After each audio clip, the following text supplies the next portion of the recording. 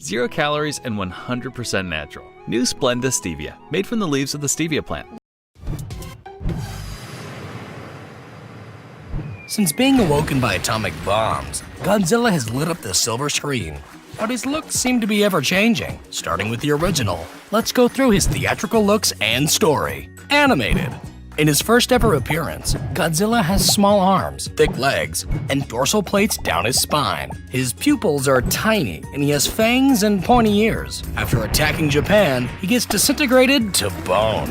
A new Godzilla, appears in Godzilla Raids Again. This monster is thinner, with longer arms, a smaller head, and larger pupils. When in close-ups, his teeth appear to be jutting out. Sadly, he's buried in ice. But in King Kong vs. Godzilla, he busts free. He's now in color, is more plump, toeless, and has a lizard-like head with yellow eyes, no ears, and no fangs. He faces off against a giant ape, tumbling into the ocean, only to be washed ashore in Mothra vs. Godzilla. Now he's slimmer, has a wider head, wide eyes, and smooth, shiny brows. As his rampage continues, he gets covered in silk and again drops into the sea. But in Ghidorah, the three-headed monster, he's back, now with a slimmer face and longer tongue. From this film on in the original series, Godzilla now defends humanity from more evil monsters. In Invasion of Astro Monster, Godzilla is thinner, his dorsal plates have more definition, his claws are dull, and his head is rounder. He shows off his new dance moves before briefly being put under alien mind control. Ibara, Horror of the Deep, gives Godzilla less angry brows. He battles against a big lobster and narrowly escapes an exploding island. In the sequel, Godzilla's neck is elongated. He's pudgier, and his dorsal fins are flimsy looking. His nose is also stubbier, and his eyes are bugged out. Oh, and he's now raising a hideous son. In Destroy All Monsters, he's slimmer, while his face appears more like it did in Astro Monster. He's put under alien mind control again, but once free of their control, he turns on them. For the next 3 sequels, his look remains consistent. In the first, he helps his son face off against a bully.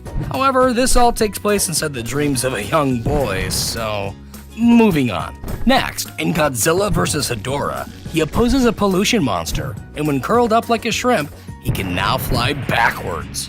In Godzilla vs. Gigan, Godzilla has gained the ability to speak, while his suit, skin, starts ripping during his triumphant battle. He appears slimmer in Godzilla vs. Megalon, with a shorter neck, soft bright dorsal fins, and a round pig-nosed face. He boasts a long-distance dropkick, but this movie is mostly about a size-changing robot, so let's keep going. In the next 2 films, Godzilla has an angrier expression and more detailed muzzle. He uses a magnetic upgrade to protect an ancient god from Mechagodzilla, and in the sequel, faces him once more. But this timeline's Godzilla is sent to retirement, and 9 years later, a reboot Godzilla appears. This one's taller, has larger dorsal fins, a 4th toe, and his fangs and ears make a return. Although his reign is short-lived as he trips into a volcano, only to explode out in the sequel. He has a smaller head, a more muscular build, larger outer fins, and a cat-like face with a secondary row of teeth. He takes on a giant plant monster, who gets turned into glitter.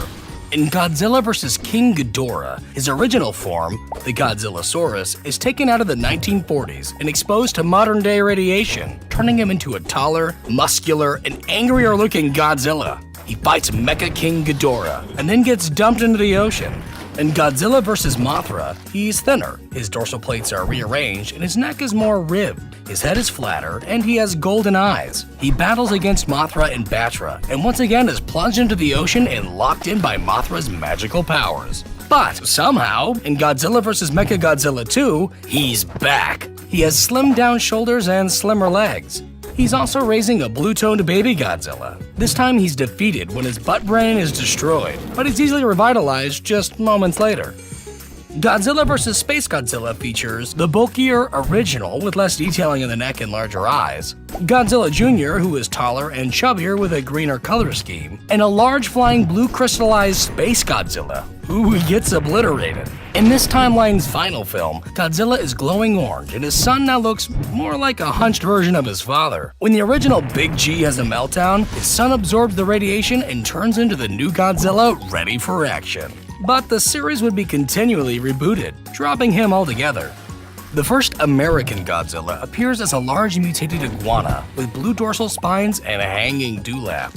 This Godzilla also has hundreds of tiny raptor-looking offspring, but this happy family is easily taken out by basic explosives. Back in Japan, in Godzilla 2000, he appears shorter, with green jagged skin, sharp purple spines, and a reptilian-looking face. While he's nearly swallowed whole, he's good to go for the next reboot, Godzilla vs. Megaguirus, in which he's lighter, with a longer neck, and smaller mouth. He defeats a giant flying insect and is then sent into a black hole.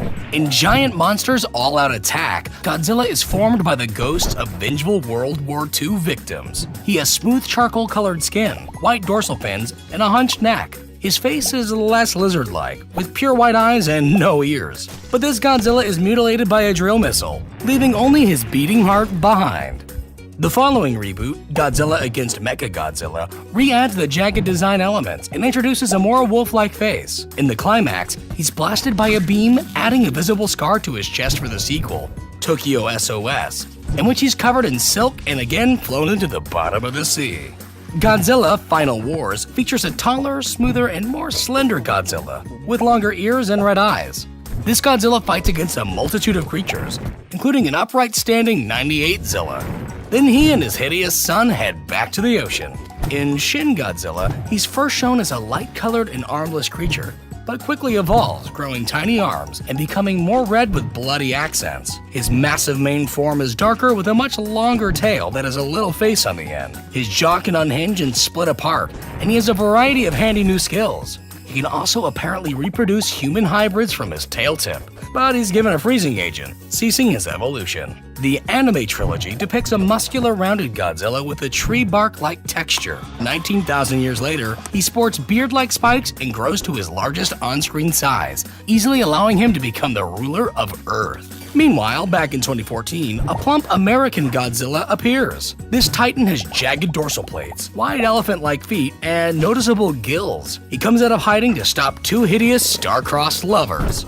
In Godzilla, King of the Monsters, he's taller and beefier. His lower half looks less stubby, his tail tip is more blunt, and his dorsal fins are less sharp and artfully glowing. Later, he's given extra radiation, and after ashes rain down on him, he gets a fiery new look and power upgrade, helping him to retain his kingly crown. Thank you for watching, liking, and subscribing. And as always, thank you to the patrons for supporting the channel. If you'd like to see more kaiju evolutions like King Ghidorah, Mechagodzilla, or King Kong, comment down below. Become an AARP member today and get access to all the benefits that come with it.